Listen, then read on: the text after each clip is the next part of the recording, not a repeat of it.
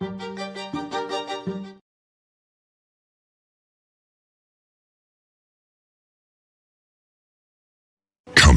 to a YouTube channel near you.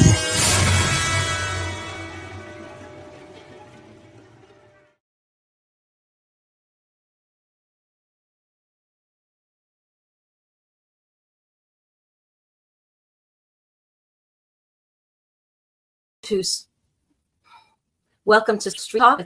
I'm Althea, and I am delighted that you are joining us for today's episode. So I did notice a little jumpiness. I don't know whether it's a satellite thing or some kind of issue. There's no other Wi-Fi happening in the house, so it should be fine. But with stormy weather and windy weather, coming to you from Wisconsin, sometimes the satellite feed gets a little jumpy. So hopefully it'll be okay for the show.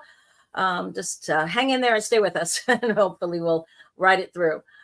Anyway, for those of you who are new to the show, one of the goals of this show is to create a platform where people can tune in, ask questions live, and talk about whatever topics you want to get a little insight about.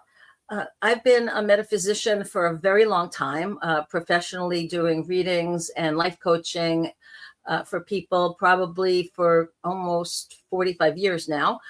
And so to me, it's really important to demystify a lot of the spiritual stuff and also help to bring it down to earth so that it's able to be applied in everybody's day to day. Because the more in touch we are with spirit, I truly believe the easier navigating the quicksand pits and the hurdles and the milestones of just everyday life. And it also has to build a sense of resiliency and even gratitude at the other side of things, when you see where you wind up after you come out through a challenging time. Pardon me. So the format for the show is, for these first few minutes, I'm just going to talk about what's happened since the last show, what's happening, what's on my mind and heart, what things have occurred to me to share. I've said a little prayer. I've asked Spirit to inspire, to prompt me to take things in different directions. I pulled a few angel and oracle cards and tarot cards to share messages with everybody, and we'll do that after I share some insight. And then I open it up to the chat. And if you're watching live and you have a question, please feel free to put it in the chat. Put it in all caps. It helps it stand out a little bit so I can see it. And if there's a specific topic or area that you'd like me to talk about a little bit or share whatever I know about it, I'm more than happy to do it. This is your hour, right? Our hour to kind of make sure we're helping each other, shine our light and share our love and figure out what are our gifts. So many people have spiritual gifts and they're like, do I? I don't know. I have one. And once you start understanding the nature of some of the gifts, you're like, oh, wow, I didn't realize I had that. And that's pretty cool. Excuse me. So this week, what's been going on this week? So still dealing with some of the physical challenges, having a lot of emotional things happening, right? But that's very normal this time of year, right? It's a little darker out because it's winter or just about to become winter. We're coming up on a lot of different holidays. And for many of us, that have most of our family or relatives on the other side of the veil, it can be a very challenging time, missing folks. Hey, Roger, thanks for joining us. Really challenging time to kind of figure out how to get through. And last week we talked about paring back and, trying to figure out, do you really need to put that much pressure on yourself to get everything done? Or can you modify and really be kind and kinder and more gentle with yourself and say, maybe I don't need to put up 100 strings of light. Maybe 10 will do. Maybe I don't need to get out every single ornament and decoration I have. Maybe I just pull out my favorite ones this year. Maybe I only send Christmas cards to people that have sent cards to me in the last 3 years versus everybody I might know and have an address for, right? So yes. And again, for anybody who's just tuning in, if you have personal questions to ask, you can put them in the chat, put them in all caps, and then towards the second half of the show, I'll go through all of that. And it won't even be the second half. It'll be sooner than that, because I'm going to talk for a few minutes about what happened during the week. Then I'm going to share the messages from Spirit for everybody, and then I'll open up the floor and we can start to chat. And the nice thing, somebody just asked if they have to pay me. No, you don't have to pay. Showing up, liking, sharing, following, doing all those nice things on social media. That's the karmic payment for any information you get, for any readings that may come through. I'm doing this because this is my passion. It's also my purpose. I've been a metaphysical teacher and reader and healer for, like I said, over 45 years. I'm in a part of my life where I'm getting downloads, and my instruction is to share it, write books, get it out there, do podcasts, get it out there. I'm going to start doing Zoom workshops and price them affordably, because I've taken a few and people are like, oh, well, if you don't charge, $500 or $1,000 for a couple week long class, people don't perceive the value. And I'm like, well, that might be true. And there's a big difference between having something be free, where people don't necessarily see a value in it, and charging $500 or $600 for a couple week class, right? There's a big area in between. And I would rather have 100 people in a Zoom class and have them all pay $50 than have 10 and charge them $500. That's just me, because I think it's important to get the information out there. And being of service, I get a lot of great satisfaction knowing that I'm making a difference. I've shared it before. I don't have children of my own. And so my legacy is the impact that I have on other people's lives. I just realized my scarf that I was going to wear is sitting behind me instead of on me. Well, there you go. That looks a little bit more festive. Yeah. So, case in point, right? You can plan the best things you want, right? And then after that, sometimes just life happens, and I got busy with setting things up and picking the cards and saying my prayer and getting ready. And then I totally forgot. And I was just sitting there. And until I've been looking at the camera, not at myself in the picture. And until I just glanced down, I'm like, oh, wait a minute, that's sitting there. Easy enough to fix. No big deal. I'm not here to be the fashion plate. I'm here to serve you in whatever ways I can. And yes, Maria, you can ask a question that needs a pendulum to answer. I actually have 2 pendulums at the ready. I have a rose quartz one for any emotional or matters of the heart type of issues. And then I have this one that's like way cool.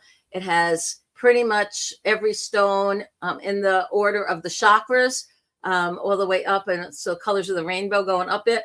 And the beads on the top of it also in that same kind of orientation. So it's a much more multi-purpose one. So yeah, I'm more than happy to answer questions with a pendulum if that's what people prefer. And again, make sure you put things in all caps for later, because it'll make it pop out when I go to do that section. All right. So what's happened this week? So there were 2 things, and I'm going to share both the negative perception as well as the positive blessings, because I think it's really important to be real and understand that things are not always crappy and horrible and challenging, and things are not all with us in humanity right now. Most people I know, myself included, are having crazy challenges, whether they're health, financial, emotional, you name it. And they also have tremendous blessings and so many things to be grateful for. So I think I shared with you last week that a friend had passed, a friend's brother actually passed, and I'm friends with the family.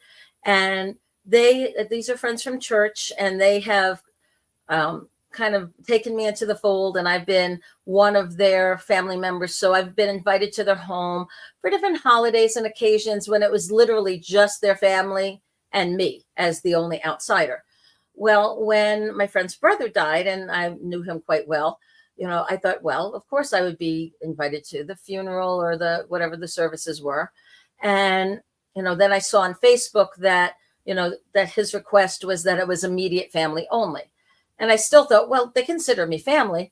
And I was so hurt that, I understood on one hand that, okay, immediate family means, this little core, but my heart had been with them. And I'm like, well, am I family or not? Am I really in this inner circle of your family, or am I still considered just a friend or an outsider? And so I was kind of thinking about that a little bit. And I'm like, okay, I'm not going to choose to feel bad about this. They were trying to honor his wishes. And perhaps if they did invite me and somebody else found out about it, maybe there were other really close friends to the family or neighbors that knew them all well that might have felt offended or hurt if they found out, like, okay, it's either immediate family or it's not. So I started looking at it a different way, and that helped a lot. And that's something I would challenge anybody who's going through a crisis or a tough time to do, or especially when it comes to feeling like your feelings hurt or maybe feeling slighted by others. Try to step back from it and ask yourself, well, is there a different way I can look at this where it's not personal about me and there's really something else going on, right? And when you do that, it can take some of the sting away. And then you can also get some insight or information from spirit that goes, like, helps you go, oh, okay. All right. I get it. I'm okay with this. So that was that. Then on Sunday at our church, at one point in the service, people can share different revelations or insights or whatnot. And this one person got up and shared how when she was younger, she was extremely poor. And the family had a 9-month stint where the dad was out of work and the mom was working as trying to take care of the family and whatever odds and ends they could. But essentially there was no money coming in for about 9 months. They had exhausted all their savings, and it was coming up on Christmas holiday. And the parents had told the kids, get ready, just to prepare you emotionally. There's really not going to be much, if anything at all this year. Just, what the situation is. And the kids kind of understood. And then about 3 days before Christmas, the doorbell rings. They hear a scurry of feet and see somebody running away and the car pulling away. And when they open the door, their entire front porch was filled with presents. And she started crying as she was telling the tale of what it meant to her family that members of their community, their church, people that knew them from different social organizations had all pitched together to make sure that they could have a nice Christmas. There was a bag of food even with stuff to make a Christmas meal. And so, she said one of the things she tries to do now that she's older, has kids of her own, and things are financially okay, is to always find, is there a family that could need some help with finding presents or, paying their bills or finding food to eat. And so hearing her story inspired me. Y'all know that I've been doing some auction flipping kind of stuff where I go to an auction, I bid on stuff to get as a good bargain. I take it home, I go through it, I clean it up, I organize it, and then I find other places to flip it and sell it. So I have a workshop across from the house that is just filled with all kinds of random stuff. We had kids' books and adult books and toys and stuffed animals and jewelry and bedding and you name it, just imagine anything that you might find at a household estate sale or auction, right? So I basically shared with a couple of the ladies, hey, if you know of a family that's kind of suffering, and is not going to have a nice Christmas because they just don't have the money this year, or they just need different things, please come and do free shopping at my place. You can just come to the workshop. Anything that you need, you can just take for, within reason, of course, for gifts for your kids or gifts for your wife or your mom or whoever, right? as well as if there's things you need, if you need blankets or quilts or cookware or whatever. Like I said, if I have one, I have 10 of almost everything sitting across at the workshop in the process of sorting them and cleaning them and flipping them. So a few days ago, a friend called and said, hey, my nephew is out of work and he's disabled, and he's living with us temporarily. His fiance is living, or I guess common law wife is living with their kids because with their parents, because of the whole situation. They had been renting with a woman, an older woman, and the older woman died and didn't let any of the family know that it was her wishes that this family could continue to stay there and pay rent. And so they suddenly got kicked out when the woman died. So they're kind of scrambling and looking for a place to stay and stuff to do. So this is the person that, she said, can he come and pick out a couple of toys and stuff for the kids and maybe a couple things for the kids to give to the mom? And I'm like, absolutely, come. So I was thrilled, because I love making people happy. And I felt like, oh, okay, this is a way to pay it forward. And hearing this woman's story just touched my heart so much that I'm like, I have to do something. I have to do something also with the blessings I have.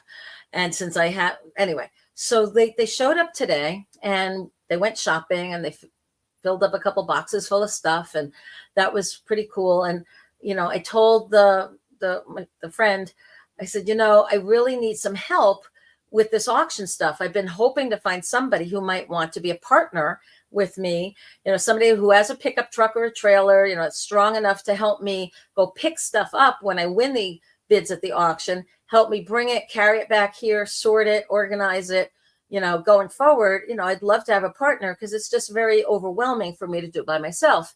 And the young man was like, I would love to do that. In fact, my girlfriend, who's going to be my wife, and I've talked about wanting to do that kind of business for years. And I was like, well, isn't that a small world? And so then we're walking back across to the house and my friend says to me, do you happen to have a room for rent? And I said, well, not in the house, but I have this whole facility, multiple buildings, including a training room that I turned into a big party room with couches and a big TV and refrigerator, microwave. It's like a bachelor pad.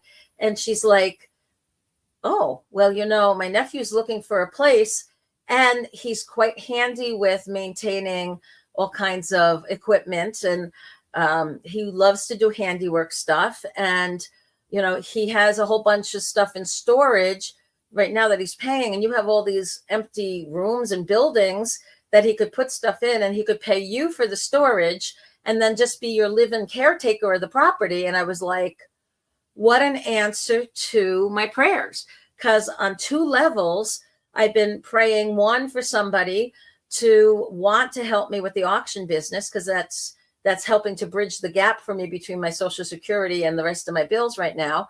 Because I don't make a lot of money doing my metaphysical stuff yet, because I'm rebuilding my whole brand, everything, since I moved here to Wisconsin. It takes a little while to rebuild. So I thought, well, okay, that auction stuff helps to bridge the gap, but I wanted somebody to help me do it. And then I needed somebody to help me take care of this huge property, but I couldn't really afford to pay somebody. And I have this space, and he needed a place to put his stuff.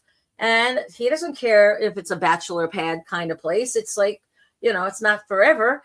And it'll give him a chance to save up money so that he and his girlfriend, soon to be his wife, can move into a place. So I sat back and I almost cried, because I was like, wow, this is like the best Christmas gift. Win, win, win. Answered prayers all around. They're praying to find a place for him to live and something he could do to make some extra money. I'm praying for somebody to come help me with making money with this business, as well as to help take care of my place. And I'm like, wow. So, yep, I could have focused on all the negative stuff that have happened, but this blessing now, how will it work out? Will there be little bumps in the road? Will there be challenges? Of course, of course, of course. And I'm so grateful the way things have started to unfold. And it also distracted me away from the pain and the other challenges and the things that are going on. So for me, what I want to kind of explain, and one of the cards that came up, I was laughing when I flipped it, and you'll see when we get there, is sometimes our prayers are answered in the most unexpected and rapid way. And other times it seems like we can be praying and asking for help and healing for months and years and decades sometimes. And you're like, hello, is anybody hearing me up there? Wherever. Hello, right? So we can't really judge the merits of what we're doing based on how fast our prayers are answered. And a lot of times those prayers that aren't answered for a long time, again, build character, resiliency. And in hindsight, we look back and say, oh, well, that's why I was going to rent out that facility to either a dog business, to either do training again, or to possibly breed dogs, or maybe to some, group that wanted to hold events because I have a big meeting room over there. Eventually, I'd love to turn it into a retreat center. But in the short term, every time I tried to do something, it felt like brick wall. No, that's not right. And now if this does go through, now I understand why, because it's going to be a tremendous blessing, not only for me, but it's going to be a very big blessing for this young man and his family to have something this convenient, affordable, somebody willing to work with him at whatever he's able to do, versus, judging him for his disability and saying, no, I'm sorry, I can't work with you. I look at people's light and what can you do, right? Try to be more positive, not look at what somebody can't do. All right. So this week to me was chock full of learning lessons. Oh, and the other learning lesson, and I don't know if it's true or not, but if I hadn't acted with that pay it forward mentality after hearing that woman's story and mentioning, hey, open up my stuff, come shop, come do, whatever you want, if you need it, come, I'm happy to share it. Don't worry about paying me. This is just my gift. If I hadn't opened up my heart and shared, I maybe never would have heard about this young man and what he needed. Certainly my friends hadn't ever been to my property on the business side to see all the space I had and the way it was set up. And who knows, maybe I would never have made that connection and he would have been still searching and I would have been.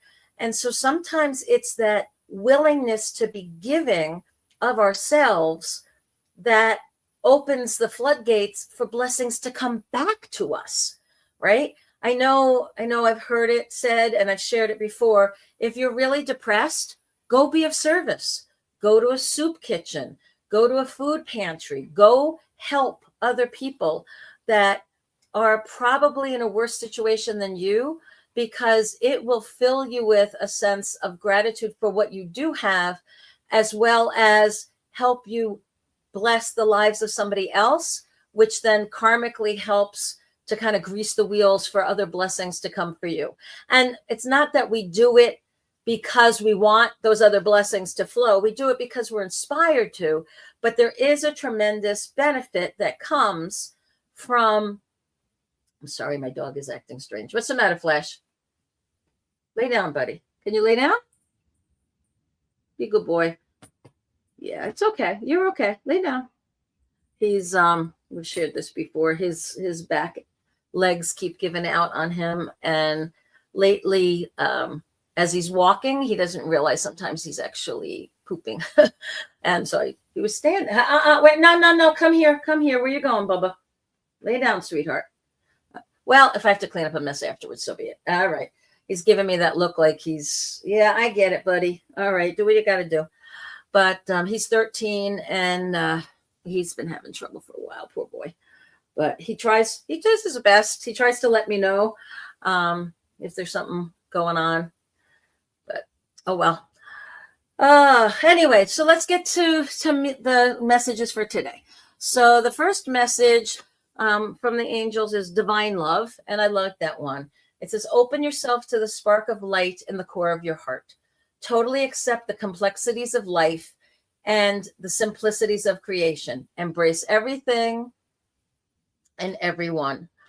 Oh, and by the way, these messages, if you're tuning in live tonight, yep, they're for you. If you're tuning in tomorrow, a week from now, or a year from now, guess what? They're also for you. It's the weirdest thing, but I know it works from spirit, that whenever you're hearing the messages that I'm sharing now, they're meant to touch your heart, inspire you, give you some comfort, give you some guidance, for all of us. Okay, the next card was the card of Cupid. And I thought this was interesting because this is the angels are saying, we send great waves of love into your heart, to your mind, awakening your love for life itself. Your clear decision to accept and enjoy love has triggered this reawakening. Allow yourself to spontaneously celebrate love in all of its glorious aspects and forms. So Cupid, when we think of Cupid, we think of the romantic love, of course. And definitely this is a time of year where anyone who's single is thinking, is there going to be love in my life? Will it ever come? Will it ever come back if you had it and lost it for whatever reason, right? But this is also that love, and it follows. So interesting. The first card was divine love, and then Cupid, which is more of love in general and all the different ways it can be applied. And so that was it. And then the third card, so again, partly the reason I'm laughing, patience. Be patient about that love of your life showing up, right? Trust the higher forces of life to know what is best for you. And remember that when you are asked to wait, you are being prepared for something even better than you expected. So I want to hit on that a little bit before I jump to the tarot cards, because I know that it's very, very true that if you attracted somebody to you right at this moment, they're going to be a certain way.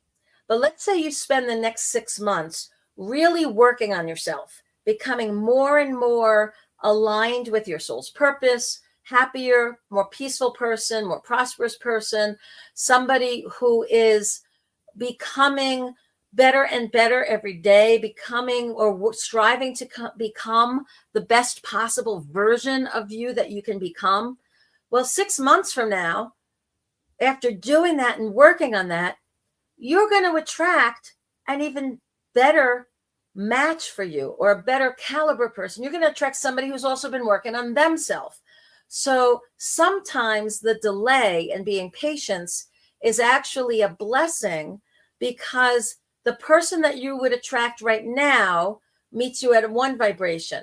But the person who will meet you after you've been working on yourself and improving yourself is going to be at a higher vibration and a better fit for you overall for what you want in your life. So sometimes that patience is actually a blessing. All right. And then I picked 3 tarot cards for what's going on now, in the recent past, right now, and near future. So in the recent past, for a lot of us, we feel like our world's a little upside down. We feel like things are a little crazy, out of balance, hard to manage things. We either have, the challenges in the home life, challenges in the work life, challenges in relationship, challenges with money, challenges with health. And so there's been a lot of like, wow, there's so much to work on kind of energy. Then in the now, there is this sense of, I just want to get away. How can I get away? How can I end all this? How can I, shift gears? And the key to the 7 of Pentacles is restoring balance is what helps you be able to travel, to go places, to move out of different situations. And so the more balanced and clear you are in the now, the better you set up your future for success. And then the last card here, this is the Wheel of Fortune, and it was reversed. And this is just what happened to me today, right? And what can happen to anybody. The Wheel of Fortune, when it's upside down, says the fortunes that come, they can be the disasters, the bad fortunes, or the good fortunes of the windfalls. Out of the blue, when the Wheel of Fortune is upside down, it says these things will come to you out of the blue. Be ready for them. So prepare yourself for any of the worst case scenarios. and open yourself to receive the blessings, the opportunities, and the best case scenarios, right? Because all of that is coming. And then when I cracked open my book, and this is Portal to Potential, available on Amazon. Feel free to check it out. I opened up to a page that talks about these are all inspired writings and messages from Spirit of things to ponder, to help us become that best possible version of ourselves, to feel more in alignment with our soul's purpose, and just to have a happier, more meaningful life in general. That's what this book was meant to do. So I opened up, and it said, there's a couple of points. It says, ask for help when you need it. Be honest with yourself and with others. Know that part of the reason we live in a society and community with each other is because we were never meant to go through life alone. We are supposed to be here for each other. Pain is sometimes a message to do something different, to start something new, or to stop doing something which is no longer useful. Remember the importance of self-care. Be sure to get enough sleep, exercise, and proper nutrition. Make time for social, spiritual, and emotional recharge. Your body, mind, and spirit are interconnected. So be sure you are balanced in each aspect of your life. Prepare until you are as ready as you can be. The better you are prepared, the less you will ever have to fear. When you do this, a sense of peace and joy will be present for you despite what is happening in the world around you. Okay, so those are the messages that have come through. So I hope that there was something in there that rang a bell for you and resonated with you, so that you got a little bit of comfort or some guidance, or you understood that, we're not alone. We're not supposed to be alone. We are supposed to be here for each other. Okay, so I'm going to go back through the chat here and see what questions I'm going to see. All right, so I see one. All right, so first question I'm seeing, and this is from, it looks like Aisha. When and how will I meet my life partner? What do I see about him? Lay down, buddy. Be a good boy. All right, so first I should probably clarify, especially if it's somebody new that's on the feed. I'm not a fortune teller. I can read people's energy, and I can tell you this is what's around you now. This is the energy you're putting out for, and you have free will and free choice to make different decisions. If you like the direction your energy's going, you can keep on. If you don't like where it's looking like it's going, you can make changes, right? I do not believe that anything is preordained necessarily. I think there are some major patterns and agreements we make on soul levels that say, hey, let's find each other in this lifetime. Or, hey, if I get to this point and I need something and you need something, let's find each other and help each other. But I don't think that everything is so scripted that, okay, you're supposed to meet a guy named Thomas. He's going to be 34. And he used to be a doctor, but he got disgruntled with the field, and now he is a musician. Like, okay, I don't think it's that specific, right? So when you ask, when and how will I meet my life partner? So what I feel for you is that, Aisha, what I feel is that this is somebody who's going to be in your circle. So either your work circle or your extended social circle. I also feel like you can help yourself by going to different like adult ed classes, like go take a French class or French cooking class, a dance class. Putting yourself out there is a way to help. And this applies to anybody who is looking for a partner. Don't just think like he's just going to show up on my doorstep. He's going to ring the doorbell one day and say, oh, special delivery, I'm here. It's not going to happen that way. Well, if it does, boy, would that ever make a great movie, right? But for most of us, we have to put ourselves out there. We have to keep our eyes open. We have to trust our intuition. We have to also be willing to look beyond appearances. For so many people, and it's the way that we're genetically wired, because as a species, the survival of the fittest means women look for the strongest, healthiest looking men. And from the man's point of view, they're looking for the beautiful, nurturing women, right? That kind of attraction is kind of hard coded into us, which is why so many attractions happen on that physical level, and so many marriages don't last, because once the looks fade, they're like, oh, I have to deal with like the personality and all the, are you really my friend or not? And are you somebody I want to be with after the looks fade? So what I always tell people is look for the energy, become great friends before you take it to any next level, and make sure you have some interests in common. So, yeah, you know what? You might work with the person. You might be in the same bowling league or art class or dance class or sports enthusiast fan club. Those are the kinds of things that will help you.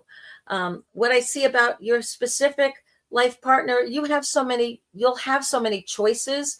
The main thing I feel that's important about him is he's somebody that shares a common interest, and you'll meet him from that place of common interest. You have the free will and free choice. Like I said, it's as far as my understanding goes, it is not preordained. And when you say, oh, well, there's somebody who is my twin flame or my soulmate. Yep. We have lots of people that are soulmates that were not meant to be lovers in this lifetime again. Because remember, sometimes we go through this whole spirit world, earth plane, spirit world, earth plane experience multiple times, intentionally wanting to experience different roles.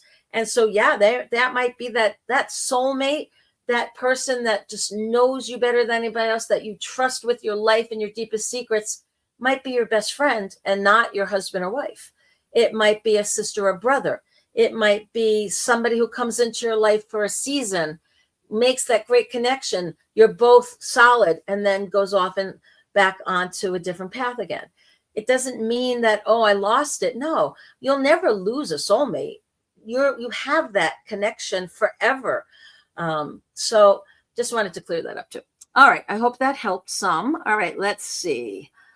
Do I answer pendulum questions? Yes. Okay. So you want me to use a pendulum for this? Okay. So I will do that. All right. So, Maria is asking, I'm wondering how many kids you see me having biologically, and she's 33. Okay, so let's see. That kind of feels like a matter of the heart. So I'm going to use the pendulum. And so this gives us a little opportunity to do a quick little primer on how pendulums work. So when you have your pendulum, you see there's a certain end to it. There's some place that you can hold. I actually just took a little workshop with somebody who said, don't swing it as big as it can go, hold it that far. She's like, hold it a little bit closer so it's clearer and can feel your energy. And so you hold that. And the very first thing you do is you ask it or program it and say, show me a yes. Okay, so there's my yes. And then you could stop and then you could say, okay, now show me a no. And so, and that's going to go in a different way.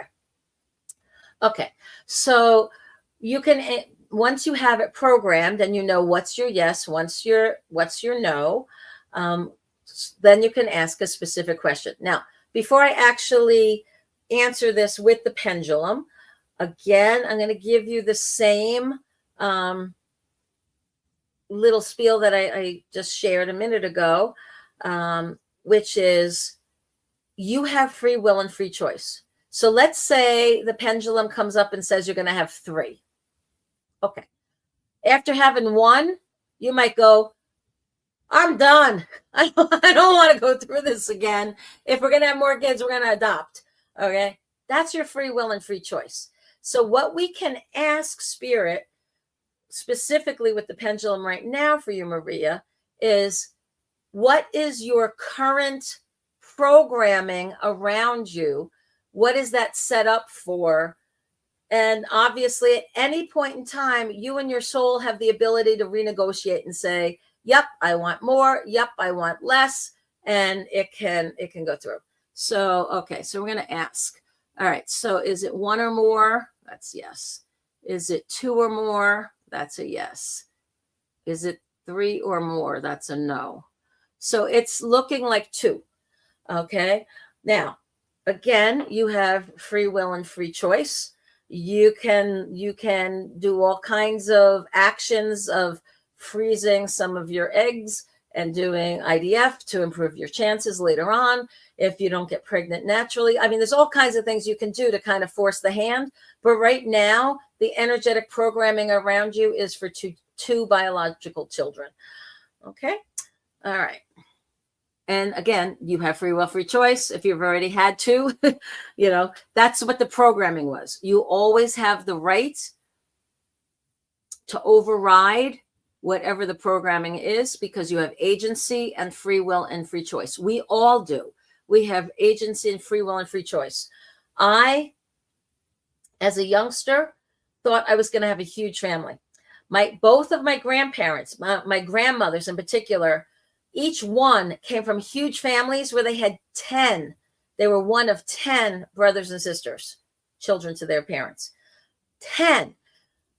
They each had fairly large families, 4, 5 kids on one, 5 on the other, right? And so I love my grandmothers and got to spend a lot of time with them. And so growing up, I always thought, I want to have a big family too, Nana. Yeah, let's have 10 kids, right?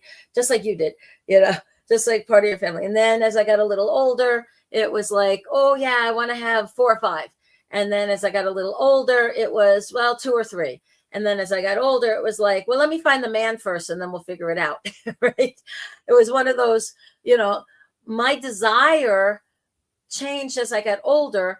And then I had an angel experience one night, many years ago, where I was given the choice of, do I want to be a mom and have biological kids and have an amazing, fulfilling family life, or would I forego having biological children of my own in order to have what turned out to be an exceptional life of traveling, of meeting people all over the world and having a positive impact on the lives of thousands and thousands of people over the course of a 45-year career.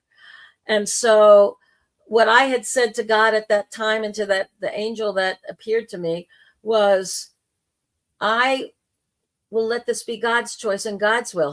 Don't make me make that decision. Whatever serves the divine plan the best, that's what I will do. What I do ask is, if I'm not going to be a biological mom, please take that desire away from me so that I don't live with regrets later and say, oh, wow, I'm a failure as a woman because I didn't have a baby. I wasn't a mom. I didn't raise one in this lifetime. And I had not had regrets until recently, until I started thinking about legacy. And I thought, oh my goodness, I don't have anybody to leave my stuff to. I don't have anybody to teach one-on-one and really pour myself into to make sure they carried on, my gifts or my legacy and let them become their gifts and their legacy. And so from that perspective, I regretted not having biological children, but I also felt tremendous gratitude that I've been able to touch the lives of so many people and travel to 30 countries around the world and most of the states of the US and meet people from all walks of life and touch people in really deep and profound ways and help them through some of the hardest parts of their life. If I was raising my own family, I would never have done that. I may have touched a few people here and there, but not the degree that I've been able to by foregoing having my own family. And I don't know whether it's a cultural thing or just the way I was raised. But if I had, as a woman, I could not have balanced both. Either one of them would have suffered.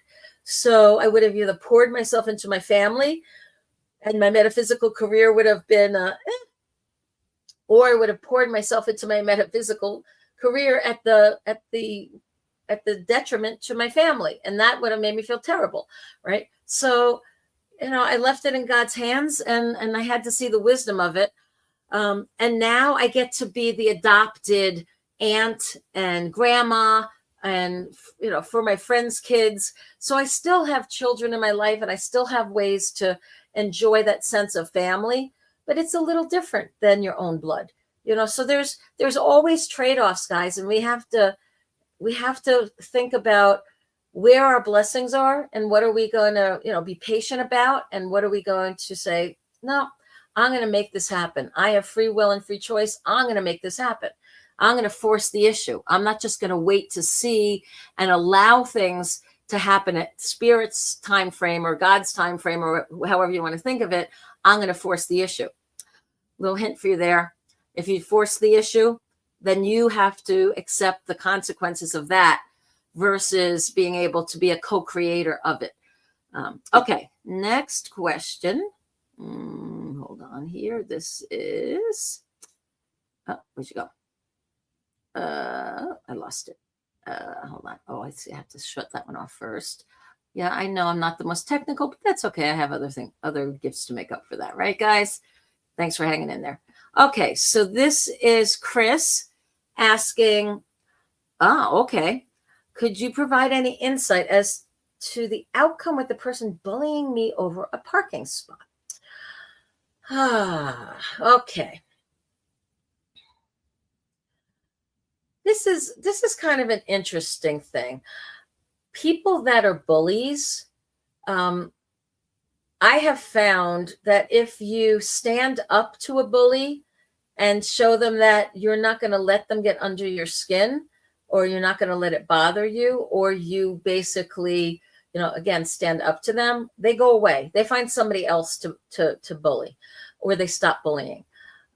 So if this is sort of like assigned parking at a company, and this has traditionally been your spot, and they're either annoyed at it or they try to take it, then I would basically escalate things and say, like, either to them directly, or I would get assistance from a supervisor or manager. If this is somebody who is harassing you because you're handicapped and you get to park in the handicapped or disabled spots and they're making you feel bad about it, then again, you stand up to them and you say, well, I wish I didn't have to park in the handicapped or disabled spot, which is closest to the building. I'll trade places with you. You want to give up your good knees for that parking spot? I'd make that trade in a minute. I say that all the time to anybody who might be thinking about it. I'm like, trust me, I wish I didn't have to ride the little e-cart at the store. And it's one of my pet peeves when I see totally healthy people that are just maybe a little tired getting on that. Meanwhile, I can't really walk very well without a cane or walker. And I need that little e-cart to zip around the store. And I'm like, okay, God bless you. I hope you never truly need to use it like I do. And I'll wait for the next one to become free, right? You have to kind of bless them and release it. So I guess, the insight there is, for whatever reason, this person is feeling like it's a way for them to feel a little bit more self-important by trying to bully you over this spot. And so again, with bullies, taking them down a peg or just walk away. Is it really that important? So is there another spot you can go into that is equally fine?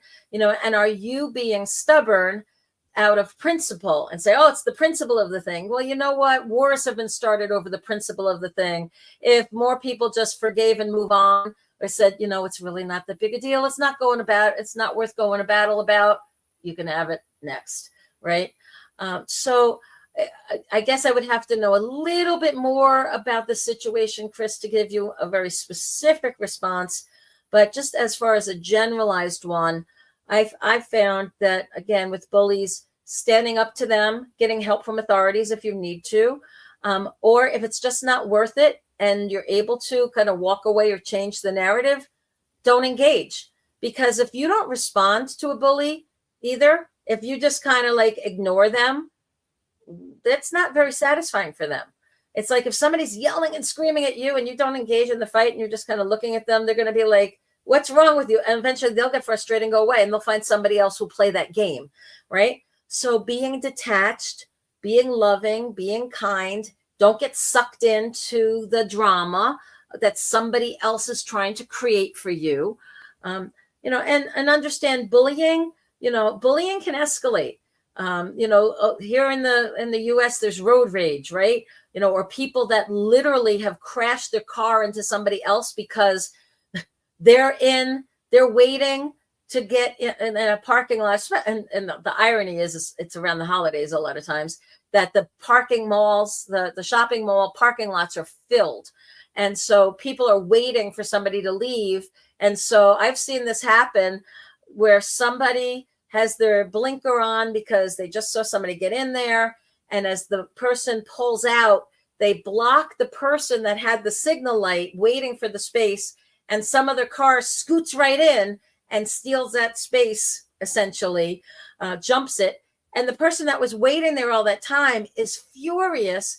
And they literally ram their car into that car as their way of going, screw you. I was waiting for this. If you're going to be that way. And I'm like, really? You're going to cause an accident because some jerk took the spot you were waiting for? Okay. There's other ways to handle this, right? So don't give in to the drama. Don't stoop to that level of negativity. It's really important. It's really important in order to let somebody process, let them vent, let them do whatever they not have to do, but just don't get sucked into it. Don't become a victim of the bullying. Either stand up to it, walk away from it, ignore it. Find a plan B. And so if it has to do with a parking spot, again, if it's an assigned spot that's for you, go to management. If it's a handicapped spot that should be there and he's making you feel bad, make him feel worse, or maybe he doesn't understand, some disabilities are not very physically evident, educate him or ignore him. So those are the three things that hit me there. Okay. All right. So other questions. Okay. All right. So I see that there are, there's a couple questions that weren't in caps. So let me just kind of read through. Okay. So somebody is asking about an online arranged marriage proposal. Okay. So understand culturally, in different places, arranged marriages are still a thing, right? And so sometimes people don't necessarily meet. And if you're part of that culture and that's something that you want and you choose and you say, yep, I agree, to that, then, there should be no judgment. That's your choice. If you're going to honor that arrangement, you can go. Now, okay, I see. So you're asking about the energy of a specific person. I'm not going to put the name up there because that's not fair to them in case somebody sees this later. So I'm just going to put this in. What are his energies look like for you? Okay. So I see the name of the person you put there. I feel like this person is very hardworking. He's kind.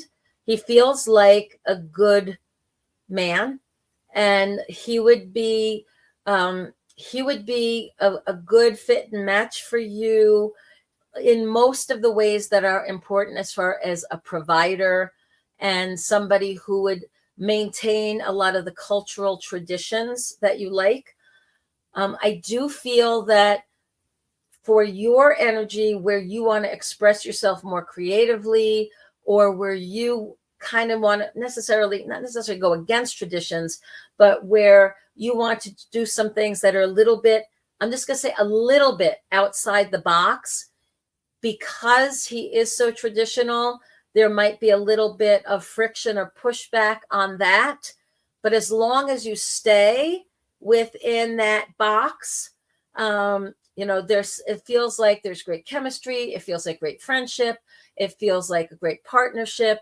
You would be a very supportive, loving partner for him in his business. He would be a very good provider and a source for pretty much anything that you wanted for the home and the family life.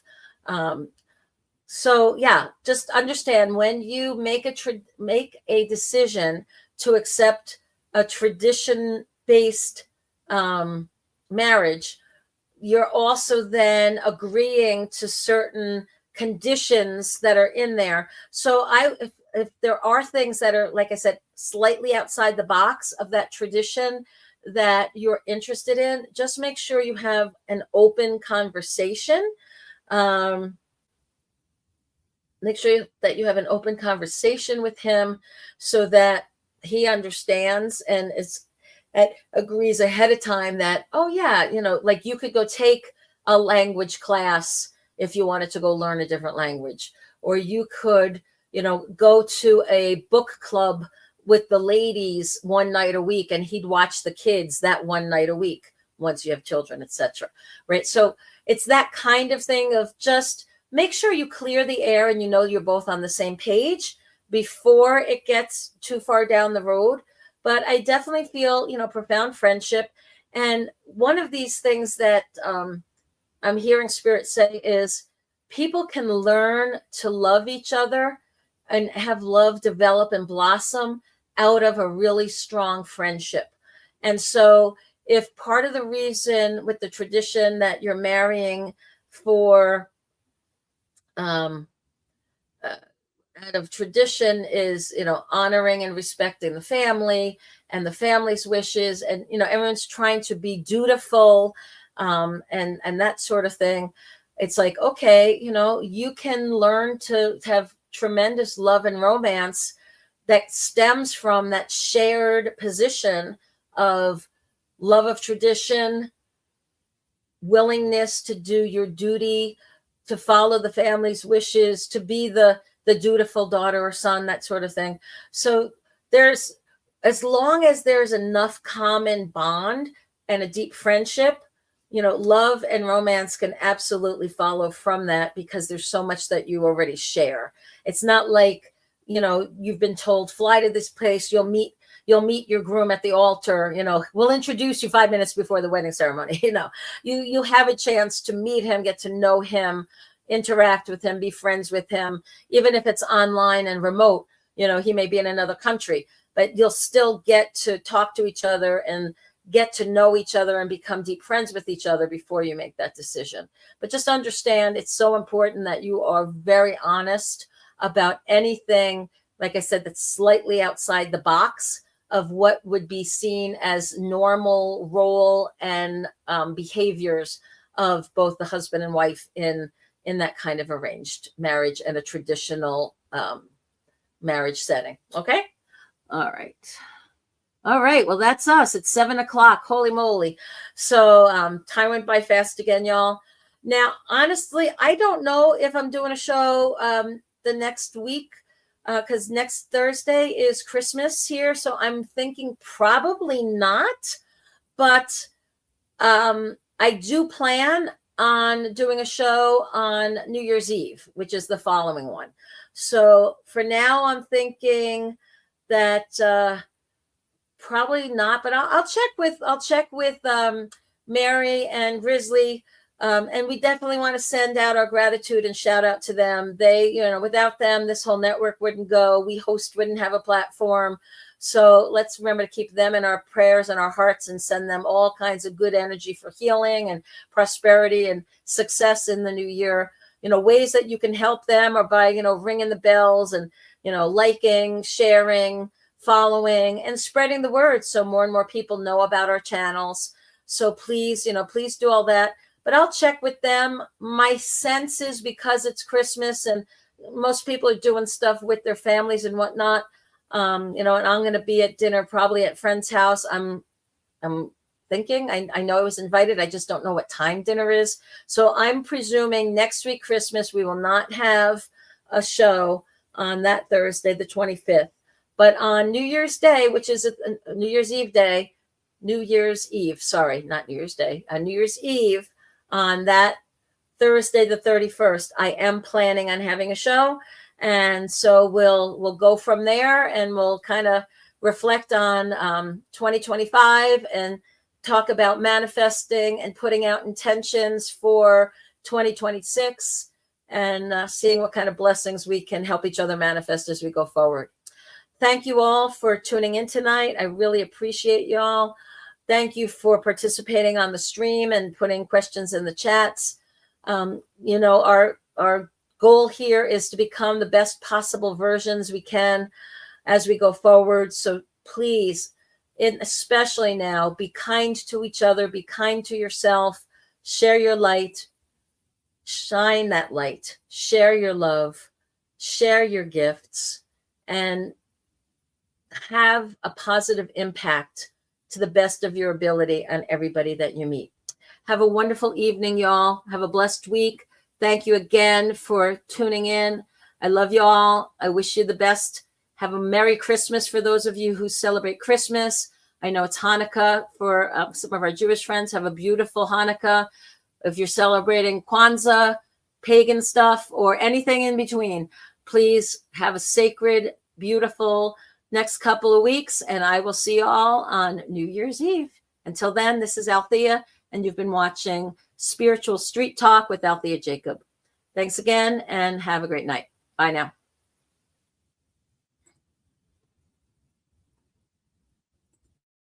Coming to a YouTube channel near